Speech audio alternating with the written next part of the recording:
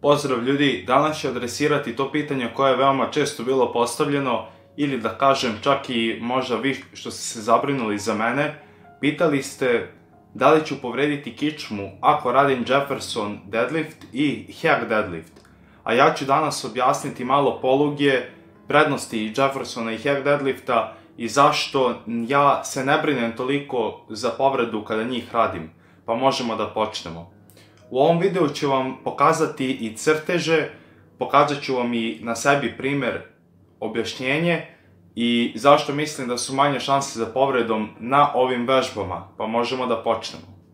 Inače sam u svojoj sobi pa ću se potruditi ovdje da vam pokažem trenutno. Prvo da počnemo sa Jefferson deadliftom. Koja je razlika između Jeffersona i konvencionalnog mrtvog? Konvencionalno mrtvo je klasično mrtvo koje većina ljudi radi, a to je ovo mrtvo, kada stanete ovako. Koji problem je s ovim? Kilaža je napred, gravitacija vuče dole, a kičma je tamo. Znači kičma je pod većim uglom, što znači ima veće šanse za krivljenjem i također za povredom, zato što je ogroman ugao do kilaže. Jefferson deadlift na njemu je kilaža ispod vas, što znači ako pogledate odavde, tek prolazi ovako između vaših nogu, što znači da je kilaža tačno ispod kičme i gravitacija vuče tačno ispod kičme. Što znači da vi ako se malo krivite u gornjim leđima, i dalje jako je niska šansa za povredom jer je kilaža ispod vas i pritisak i dalje se vrši ravno na kičmu. Nije kilaža ovdje pa da se vi iskrivite. Sljedeći je hack deadlift. To je kada ste vi ispred šipke, odnosno to je mrtvo iza leđa. To bi ovako izgledalo. Opet, kilaža bi bila sad, ja bi bio malo više iza zato što bi imao zašto se uhvatim. Ali kilaža je iza vas i opet kičma je faktički iznad kilaže, što opet znači da gravitacija vuče direktno dole i tačno iznad kičme vuče. Što bi značilo ja sad ako krenem da se krivim, kilaža mi i dalje tačno ispod mene, gledajte ovo. Ja sad da se krivim i dalje koliko hoću, kilaža je skroz iza mene, neće mi ništa biti. Sada kada sam vam to pokazao, ovdje sam skicirao par crteža s kojima ću vam malo bolje pojasniti ono što sam malo pre pokazao uživo.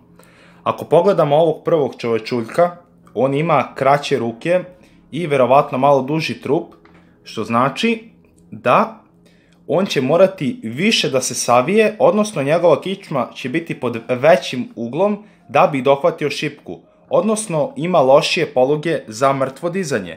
Naprimjer, možda bi za bench imao bolje poluge zato što ima kraće ruke i te kraći pokret i njegova kičma ima malo veći rizik za povredom i morao bi mnogo jače erektore da ima nego ovaj čovečuljak pored. Ovaj čovečuljak pored ima dugačke ruke i mnogo mu je lakše da dohvati šipku, te mu je kičma, kao što vidite, u manjem uglu nego ovom ovdje čovečuljku. I također, pošto gravitacija vuče dole, a kilaža je napred, što znači taj centar ravnoteže će biti pomeren i dodatno kičma vaša je udaljena od šipke, kao i ovdje, a ako znate da poluge kako rade, kada je nešto pod pravim uglom, odnosno ova težina deluje pod pravim uglom, ovom čovečuljku je lako da drži kilažu jer jednostavno ona je stabilna i deluje pod pravim uglom. To je kao vaša kičma, kada je teret pod uglom, odnosno vi kad držite šipku ovamo, vašoj kičmi je mnogo teže da drži kilažu pod uglom nego da drži kilažu kada ste vi uspravni, kao kad radite rack pull ili neku varijaciju mrtvog dizanja u kojoj ste malo uspravniji. Kao što vidite, ovaj čovečuljak mnogo se muči da ispravi tu težinu zato što gravitacija jednostavno sad deluje mnogo više na ovu polugu jer već je ugao. Tako i ovaj čovečuljak ima ispravnije i mnogo mu je lakše da podigne tu kilažu jer ima bolje poluge za to. Što će značiti, ako vi radite varijaciju kao što je Jefferson, kilaža je tačno ispod vas, odnosno jedna noga vaša je preko kilaže, druga je iza kilaže i kilaža prolazi tačno između vaših nogu, što znači da je centar ravnoteže mnogo bliže vašoj kičmi, manji je ugao i mnogo je manje opterećenje na kičmu. Iako i dalje taj pritisak deluje, vi možete napraviti argument po pitanju kompresije i dekompresije, ali vi ste meni rekli, bio je jedan komentar na videu gdje sam radio mrtvo 210 kila, da ću povrediti kičmu zbog kompresije. Ja ne znam tačna kilaža koja je dozvoljena za kičmu da ona može da podrži, ali znam da sam radio bez problema, bez povreda, 350 kg 5 puta na rek pulu iznad kolena. Što znači da sam ja i dalje trpeo, znači skoro pod 90 stepeni uglom, 350 kila na mojoj kičmi bez ikakvih problema. Čak se nisam osjećao ni ukočeno ni ništa dan posle te vežbe.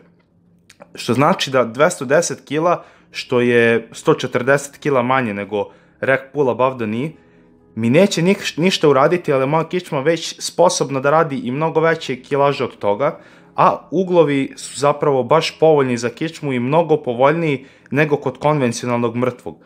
To naravno znači da ćemo manje ojačati erektore, papir pobeže, to znači da ćemo mnogo manje ojačati erektore sa tim varijacijama, bit će malo manje zadnje lože, malo više butina, ali to nije bitno. Bitno je da ja sad adresiram da li će doći do povrede.